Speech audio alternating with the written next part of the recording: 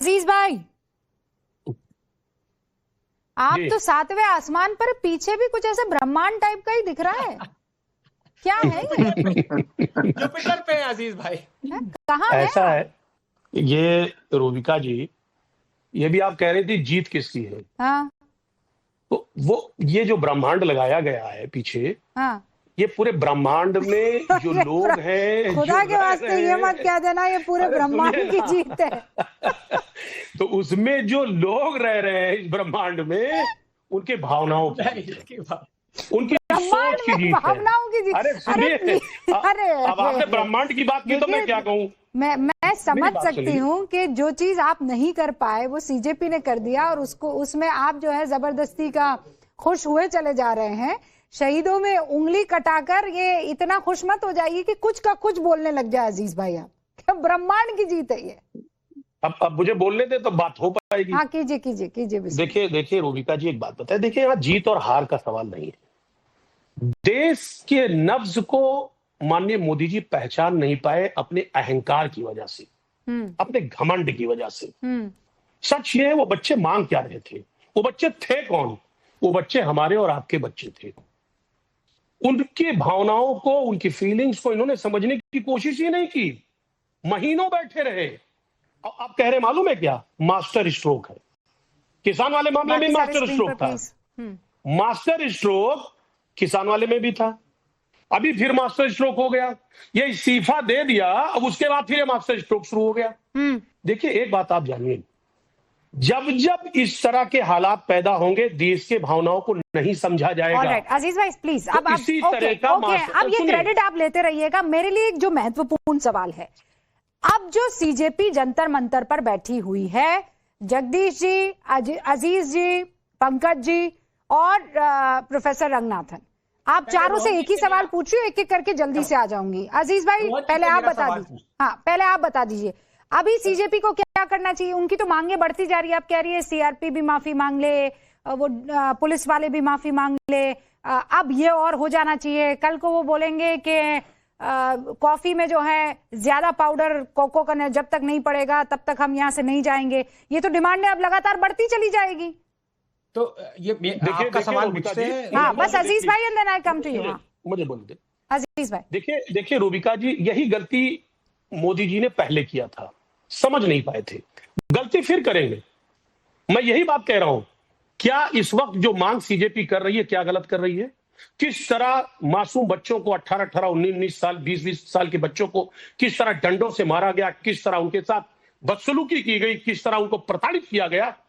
क्या उनकी डिमांड गलत है? क्या उनको जो मारे गए हैं, जो बच्चे, क्या उनको जिन लोगों ने मारा है उनको सजा नहीं मिलना चाहिए? नहीं तो अजीज उनके भाई, खिलाफ कार्रवाई नहीं? सुनिए ना, सुनिए मेरी बात सुनिए। वो जो पॉकेट में लाल वाला रुमाल आपने रखा हुआ है, उसी पर हाथ रखकर मुझे बताइए, जब आपकी सरकार थी और जब इस तरीके के हालात लॉ एंड ऑर्डर की सिचुएशन से थोड़े सेंसिटिव हो जाते थे, तो आपकी पुलिस ने कभी लठ नहीं चलाए? रखिए हाथ, वो लाल वाली जेब पर रखिए हाथ और बताइए कि नहीं रूबिका लियाकत, सपा की सरकार जब तक थी पुलिस के हाथ में लाठी नहीं थी, कभी लाठी नहीं चलाई हमने। सुनिए ना, देखिए हमारी सरकार इतनी निर्मम नहीं थी। Oh really? इतनी निर्दयी नहीं थी। सुनिए ना मेरी बात। अरे सुनिए, आप सुनेंगी नहीं बात? नहीं सुन रही हूँ, पर अरे सुन तो रही हूँ, लेकिन हलक से नीचे नहीं उतार पा रही हूँ ना, झूठ आपका। सुनी नहीं। अरे भाई देखिए एक बात, ऐसे बात नहीं होगी।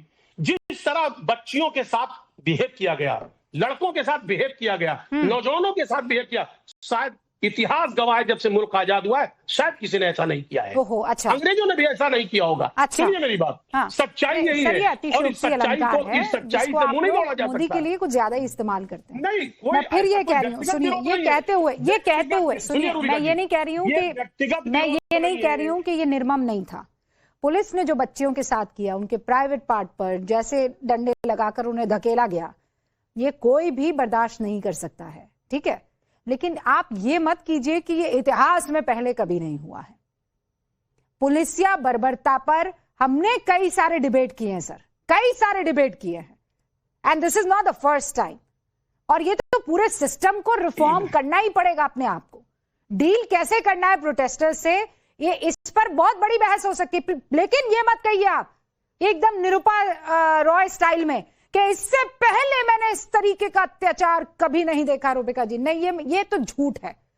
हमने आप ही के सरकार में आप ही की पुलिस को, वो जिनको आजकल आप सबसे अभी मुक्तेश्वरानंद जी सबसे ज्यादा उनको दिल के करीब मानते हैं, उन पर लठ भांजते हुए हमने देखा है।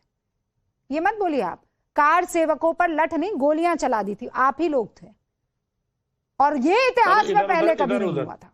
इधर उधर जाने लगी क्यों? इधर उधर जाने पुलिस की कार्रवाई पर बात हो रही है। सुनिए ना, आप ही ने कहा कि इतिहास में पहले कभी ऐसा नहीं हुआ, तो ये इतिहास है कि नहीं है?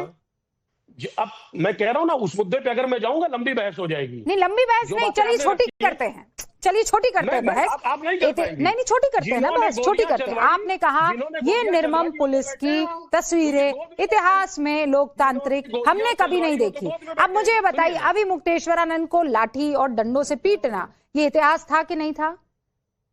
एक बात आप जानिए रुलिका जी, हाँ? अगर उनके खिलाफ किसी तरीके की कोई हुआ, अत्याचार हुआ उनके ऊपर, हमारे नेता ने माफी मांगा, व्यक्तिगत जाके माफी मांगा। अच्छा, और ये रवैया नहीं दिखाया। और कार सेवकों पर गोलियां नहीं था, वो इतिहास था कि नहीं था? अहंकार नहीं था, व्यक्तिगत जाकर के माफी मांगा। अहंकार नहीं, कार सेवकों पर गोली चलाना इतिहास था कि नहीं? जिसने गोली चलाई वो तो गोद में बैठा है। इस बात को क्यों नहीं समझ रही? गोली किसने चलवाई? वो तो गोद में बैठे। आपको नहीं पता है? संसद में आपको नहीं पता है?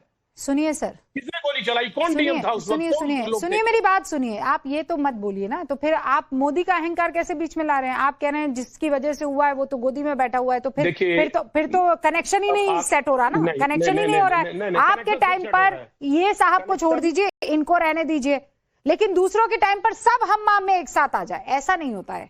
अब जगदीश जी ये बताइए, जंतर मंतर पर बैठे छात्रों को अपना प्रदर्शन, अपना आंदोलन खत्म करना चाहिए या नहीं? और मैं आपसे ये सवाल पूछूं उससे पहले एक और बड़ी खबर आपको बता देती हूं।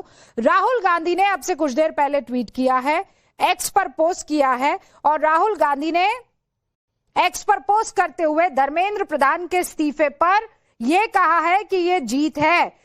हालांकि अब क्रेडिट की होड़ जाहिर है सब लेने की कोशिश कर रहे हैं, लेकिन मुक्तेश्वरानंद को लाठी और डंडों से पीटना ये इतिहास था कि नहीं था? एक बात आप जानिए रुलिका जी, हाँ?